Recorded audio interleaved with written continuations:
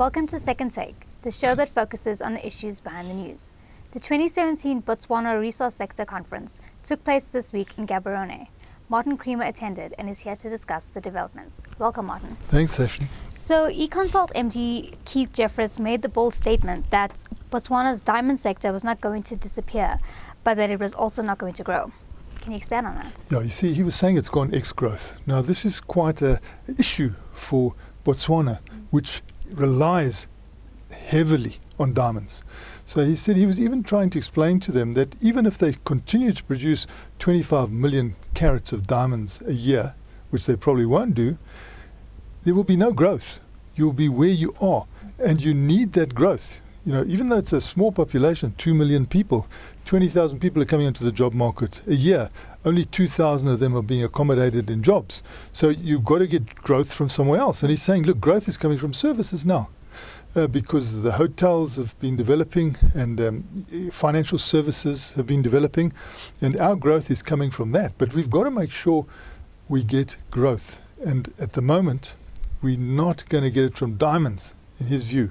Now, a lot of the explorers were saying, why aren't you doing something about exploring for diamonds? Because if you want to keep that proud tradition, you know, you've got to do some exploration. But there are no funds. You know, in the past, De Beers would be funding, you know, close to mine exploration and getting exploration done. They once had a Zeppelin going over Botswana to see where everything was, and there are other kimberlites in the area. But the big pumper is running.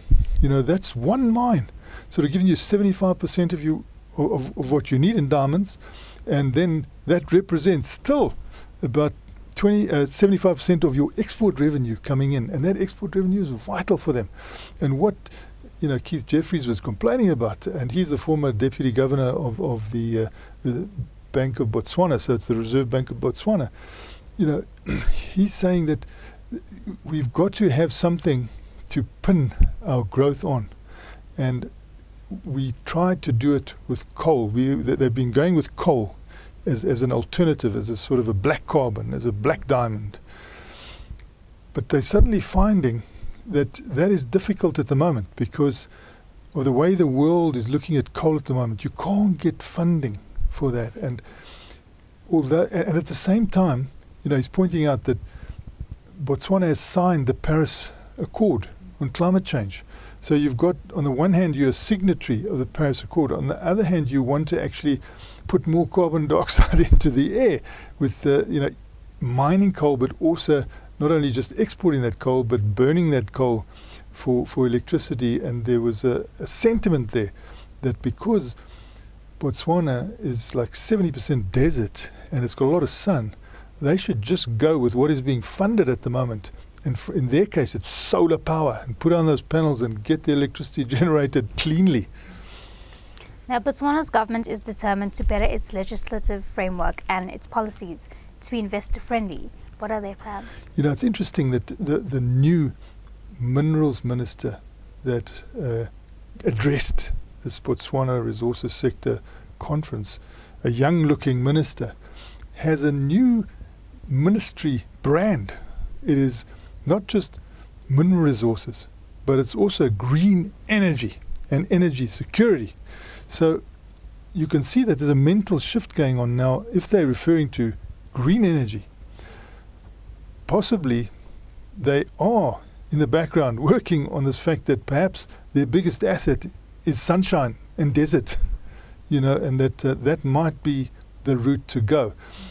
His title sends that signal to me that they're thinking a little bit differently on how they're going to go about it. But I feel sorry for a lot of the people who've been working on projects with coal.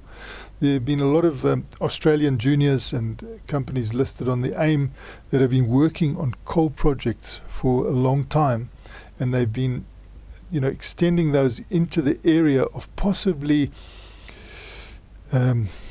generating electricity. So in other words, you actually burn that coal in the country, you create electricity and put it over into the power pool so you can get it off to the countries in the Southern African region. So that has been something they've been working on, and many of them are still working on that. And so they were a bit defensive when the sentiment was put across that there isn't funding for that, and that you should perhaps take a new line.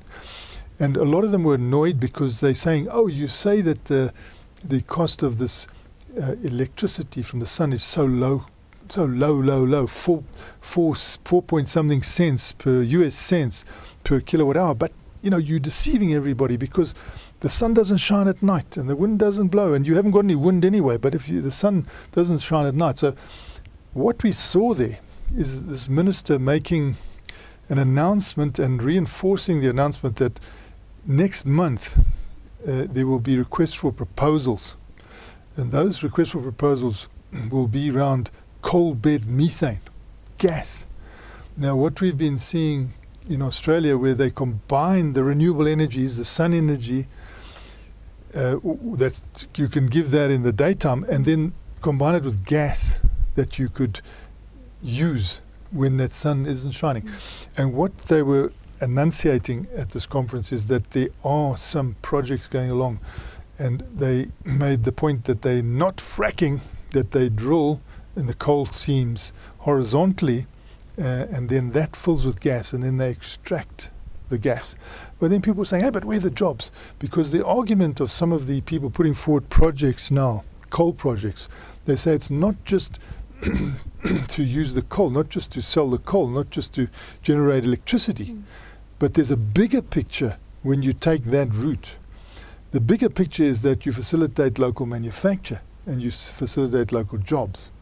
And so they're saying in Africa, you should take the route of coal all the way, even into liquid fuels. And thereby you get the best out of it. So there's a big debate going on there. They're going to have to do a lot of thinking as to the outcome. But it was very interesting to see that across the border, 1 hour away, you have a sophisticated debate going on as to which direction the country with only 2 million people should head in. And we are sitting here in antediluvian spaces here, still fighting about Eskom, not knowing which direction we're going to go in. People saying we have to head towards nuclear. We had started off with the renewable energy very well, and now we've fallen off the radar because of the way that Eskom has said we don't want to deal with this. So, we're going into an isolationist phase here because we're being totally misled by people who are running our energy space, who don't seem to be following global trends.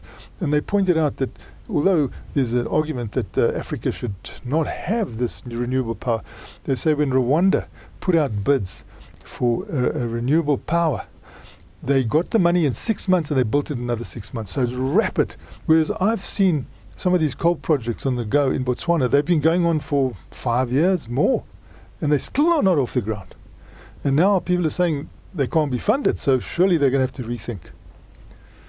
Botswana Diamonds MD James Cameron said that money needed to be spent on diamond exploration. Yes, so James Campbell, who's a seasoned man in diamonds. He's been the MD of several diamond companies. He had been with De Beers for a long time. I think he was the personal assistant of the CEO of De Beers for some time. So he's really well steeped in the geology of diamonds. And he's saying, diamonds will go ex-growth, of course, if you don't do anything about exploration. So you need to incentivize through a tax, some form of funding incentive for exploration, because we're just not getting it at the moment, and there is potential. So diamonds needn't be ex-growth. They can be something that still continues to grow. And it's all very well saying, you want to diversify, the country wants to diversify away from diamonds, but diamonds is where it's at for that country at the moment. So surely that should also have at least a sustaining replacement so that it doesn't disappear, too fast. And they're saying, follow the Canadian route.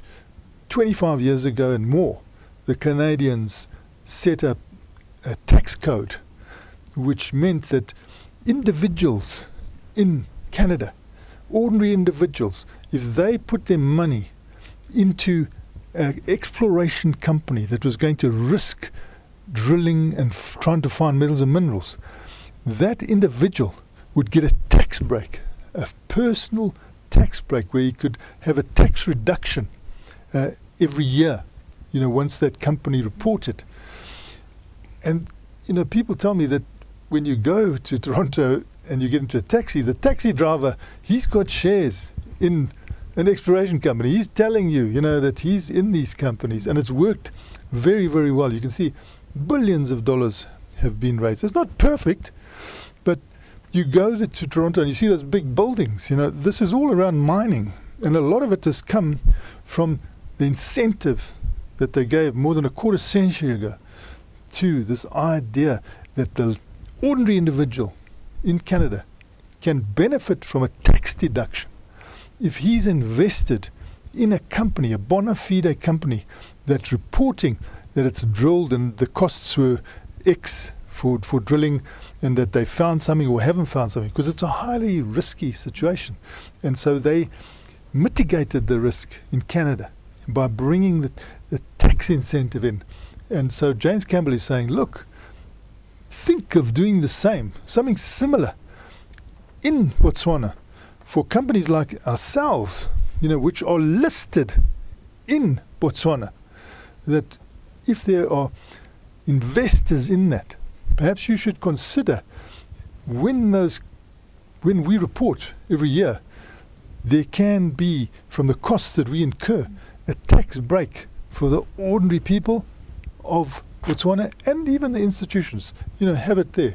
So that's the sort of thought that he left at this conference, which was quite an interesting conference, because he and others, because of the debate that was ensuing there, they would start by putting aside their presentation because they had to deal with issues that had been arisen. And that's when a conference gets interesting, when people come there with a prepared speech and they decide, no, we're pushing that aside until we inform you what our thoughts are around these crucial issues. And on 2 occasions we saw the presenters pushing aside their thoughts and coming in once, defensively to defend coal, and then the next time to defend diamonds. And also saying, at this conference, diamonds used to be on the first day. It was one of the most important things. Now you're sticking us to the second day. Is that the attitude that you have to diamonds? Because then you might not even have this continual production. It might start diminishing, which will hurt your economy. Thanks for speaking with us, Martin. It's a great pleasure, Sashnee. That's it for today. Join us again next week for more news analysis on Africa's mining industry.